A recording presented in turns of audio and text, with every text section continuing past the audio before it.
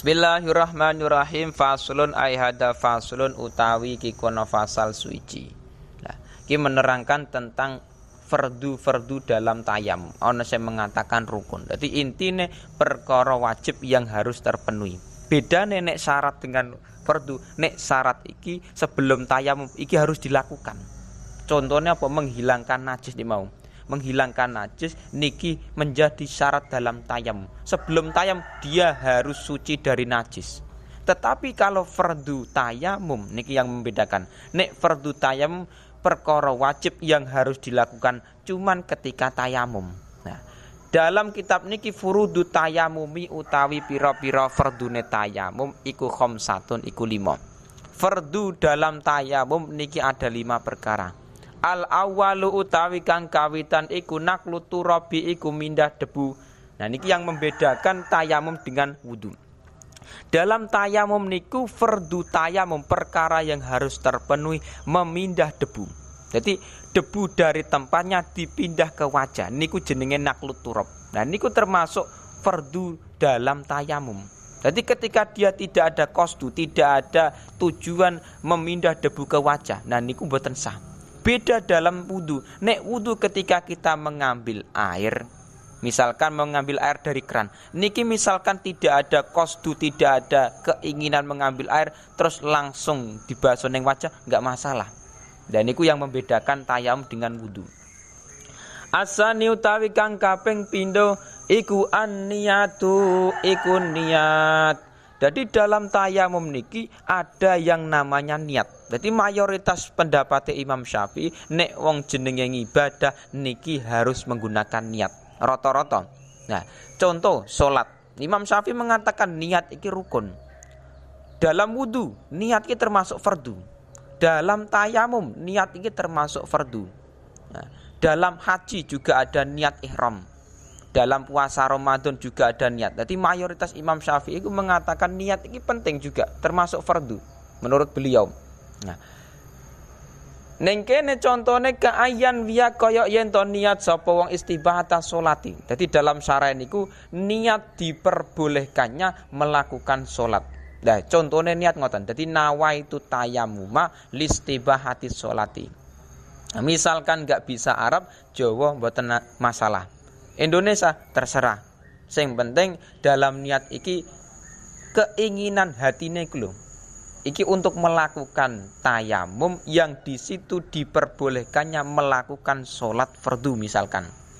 Jadi nek memang dia iki mau tayamum untuk melakukan sholat fardu, yo niate tayamum krana ngelakoni sholat fardu.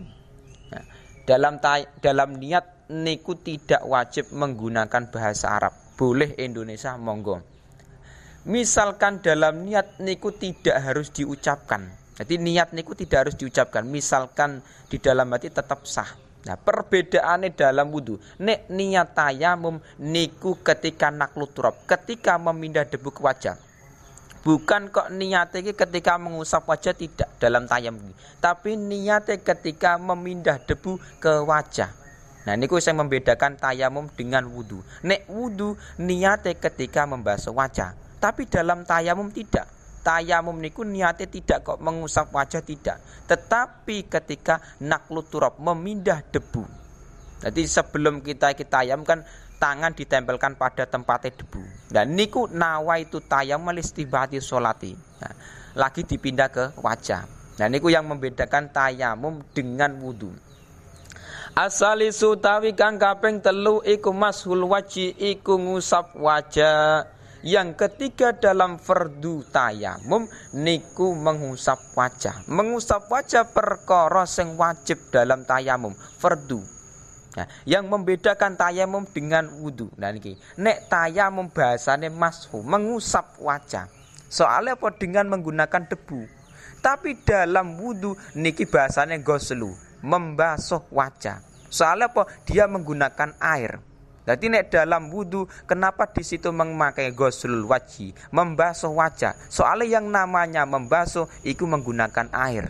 Tapi dalam tayamum kenapa di situ menggunakan mashul wajhi, mengusap wajah? Soalnya menggunakan debu, tidak menggunakan air. Arabi utawi kang kaping 4 iku mashul yadaini iku ngusap tangan loro. Oleh ngusap tangan loro ilal mirfaqaini maring sikut loro. Ketika seseorang tayamum niku mengusap dua tangan beserta sampai dua siku niki wajib. Ya, mengusapnya dengan menggunakan debu. Nah, niki dalam tayamum ini hanya dua anggota tok yang wajib. Wajah dan dua tangan sampai dua siku. Selain itu enggak wajib. Tetapi dalam wudu niki anggotanya tidak hanya dua tok. Ono sebagian kepala, ada membasuh dua kaki. Niku dalam wudu. Nah, jadi perbedaannya wudu dengan tayamum niki tetap ada perbedaannya. Dalam segi carane lah, anggota yang dibasuh lah, niatnya ketika apa, niki ada perbedaannya. Al-khamisu utawi kang kaping 5 iku at-tartibu iku tertib. Dalam tayamum iki ada yang namanya tertib urut. Oleh tertib bainal mashataini ing dalem antarane rong usapan. Jadi ketika kita tayamum niki Imam Syafi'i mengatakan fardune tayamum harus adanya tertib urut antara dua usapan. Jadi setelah wajah ya dua tangan. Enggak oleh diwalik. Misalkan dua tangan dhisik lagi wajah niku tidak boleh, mboten angsal. Nah, jadi nek saya pahami niku dalam kitab-kitab Imam Syafi'i, mayoritas Imam Syafi'i itu mengatakan nek tertib iki wajib. Contohnya dalam solat beliau mengatakan tertib iki perkara rukun, perkara fardu wajib. Nah, terus beliau mengatakan lagi dalam bab wudu juga harus tertib sesuai urutane. Nah, dalam tayamum juga seperti itu. Imam Syafi'i mengatakan nek sampean tayamum niki harus tertib. Urut memang sesuai urutannya. Niku nek dalam kitab syarae tatimatun wa sunanu atasmiya awalahu walau junuban wa haidan kama fil wudu. Nah niki dalam kitab syarae Kasifatus saja niku memang kesunahan tayamum. Niku salah satunya membaca bismillah. Niki sama dengan wudu. Jadi tayamum wudu niku memang disunahkan membaca bismillah. Mandi pun juga disunahkan membaca bismillah. Makan minum juga disunahkan membaca bismillah. Nah, awalahu pada awal wudu apa tayamum. Nah, walau junuban wahaidan, meskipun iku orang yang junub, meskipun orang yang haid, niku tetap disunahkan membaca bismillah. Tapi pertanyaannya gini, ketika orang junub, ketika orang haid, niku kan punya hadas besar yang di situ diharamkan membaca Quran.